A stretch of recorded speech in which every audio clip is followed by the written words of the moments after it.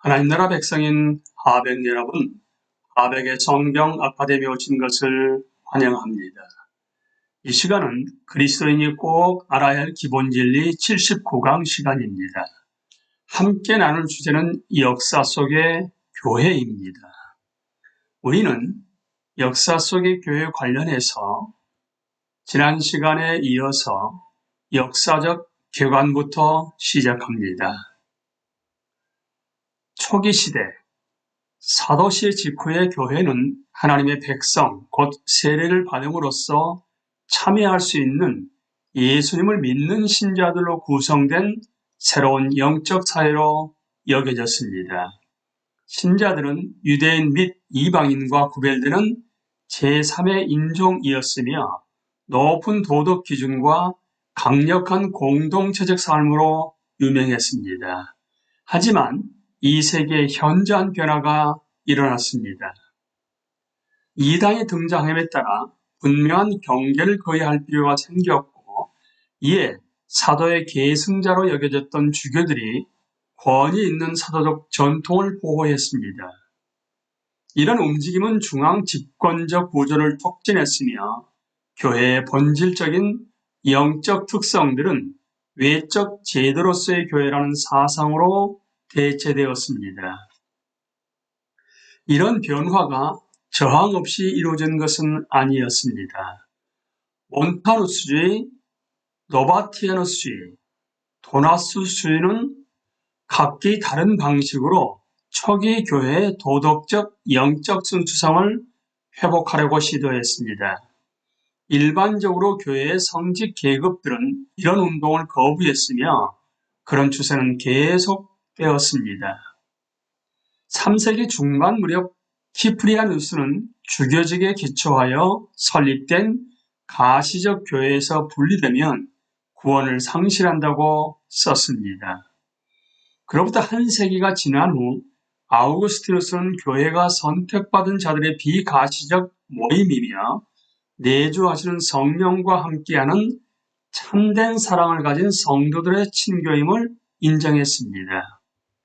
그러나 그는 참된 교회는 주교의 역사적 계승을 통해 사도적 권위를 행사하는 가톨릭 교회 안에 있으며 오직 그 울타리 안에서만 하나님의 사랑으로 충만해지고 성례를 통해 성령을 받을 수 있다고 말했습니다. 이후 수세기에 걸쳐 교회는 동방교회와 서방교회로 분열되었는데 그 분열의 뿌리는 로마 제국의 행정적 정치적 분열이며 교회 측면에서 보자면 그리스도의 인성에 관한 칼게돈 이후의 논쟁을 해결하지 못했기 때문입니다. 동방교회는 네스토리우스주의와 단속론에 보다 공감하는 입장이었으며 성령론에서도 의견을 달리했습니다. 동방교회는 성령이 오직 성부에게만 발출한다고 주장했지만 서방교회는 성령이 성부와 성자에게서 이중으로 발출한다고 주장했습니다.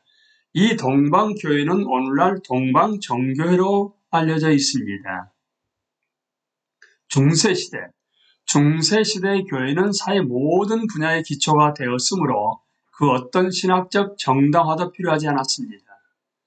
당시 이루어진 두 가지 특징적 변화를 언급할 필요가 있습니다. 첫째, 다른 사도들을 능가하는 수위성을 지닌 베드로를 로마의 첫 번째 주교로 인정하던 전통은 베드로에게 주어진 수위권이 로마의 주교직을 계승하는 사람에게 전달된다는 주장으로 보강되었습니다. 그리고 7세기가 시작된 무렵에는 교황이 전 세계의 주교로 불리게 되었습니다. 동방교회는 이러한 교황직의 발전을 거부했으며 이는 동방교회와 서방교회의 분열을 가속화하는 원인이 되었습니다. 둘째, 아시적 가톨릭 교회가 하나님 나라와 더욱 동일시되었습니다.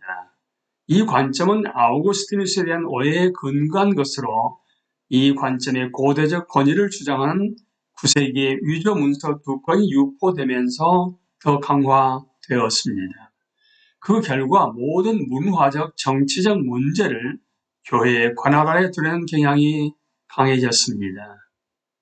종교개혁, 16세기 초 면죄부는 죄의 사면을 보증하는 교황의 증서를 말합니다.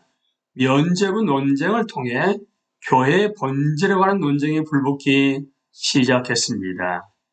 마르틴 루터가 이끄는 종교개혁자들은 오직 은혜로 말미암는 구원의 복음으로 중세 가톨릭 체제에 정면으로 도전했습니다. 내부로부터의 개혁이 가로막히자 그들은 로마 가톨릭 밖으로 나가 개혁적인 새로운 회종을 모았고 이로부터 개신교회가 탄생했습니다. 종교개혁자들이 교회를 이해하는 방식은 이전의 방식과 너무나 판이했기 때문에 기존의 신학사역들을 버리고 거의 다시 써야만 했습니다. 종교개혁은 하나의 공통적 관점을 만들기보다 비교적 다양한 몇 가지 해석을 포용하는 하나의 접근 방식을 제시했습니다. 루터는 교황이 이끄는 교회의 무리성, 사제직 제도, 성례 자동적 효력설, 그러니까 성례를 받는 사람의 믿음과 상관없이 또는 믿음이 없어도 성례 자체가 자동적으로 은혜를 제공한다는 주장과 같은 로마 가톨릭의 주장을 거부했습니다. 그는 교회가 신자들의 영적 친교이며 모든 신자가 하나님의 제사장이라는 사상을 회복했지만 유아 세례 제도는 그대로 유지했습니다.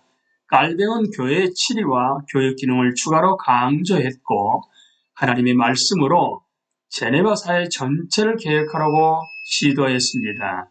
당시 사람들에게 알려지면서 가장 큰 영향력을 미친 교회에 관한 제3의 관점은 바로 제세례파의 교회관이었습니다.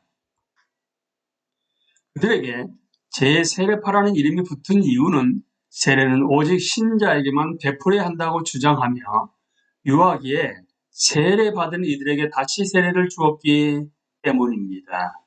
안타깝게도 극단적 모습만 역사책에 기록되고 주목을 끌었지만 그들은 일반적으로 균형 잡힌 관점과 깊은 경건을 지닌 사람들이었습니다. 그들은 루터와 깔뱅보다 더 급진적인 개혁을 원했으며 신앙을 고백하고 신앙의 실제를 분명하게 나타내는 사람들로만 구성되는 분리파 교회를 추구했습니다. 또한 교회 형식과 사역의 위계를 최소화하고 개인이 하나님의 은혜를 직접 체험하는 것을 핵심으로 여겼습니다. 또한 교회와 국가를 엄격하게 분리해야 한다고 가르쳤습니다. 현대 종교개혁 이후부터 역사적인 개신교의 주요 교파들이 등장하여 로마 가톨릭 및 정교의 견통과 함께 성장해 왔습니다.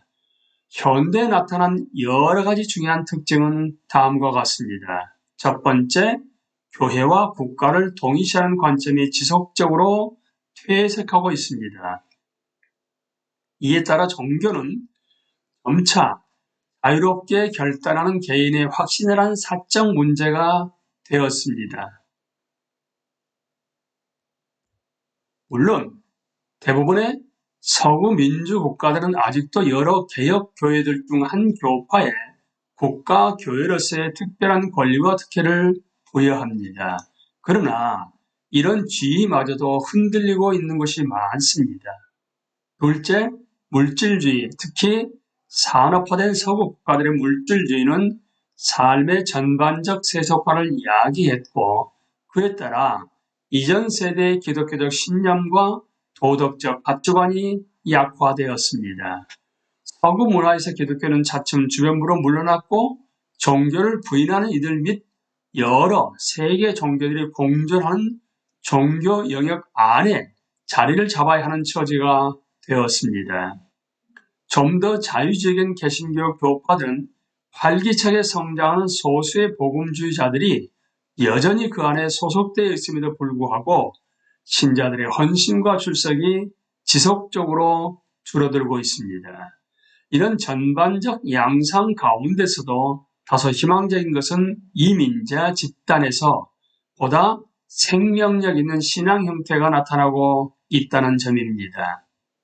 이민자들은 대부분 개발도상국에서 온 사람들로 그들이 처음 신앙을 갖고 양육받았던 현지 기독교의 전형적 특징인 열심과 확신을 갖고 있습니다.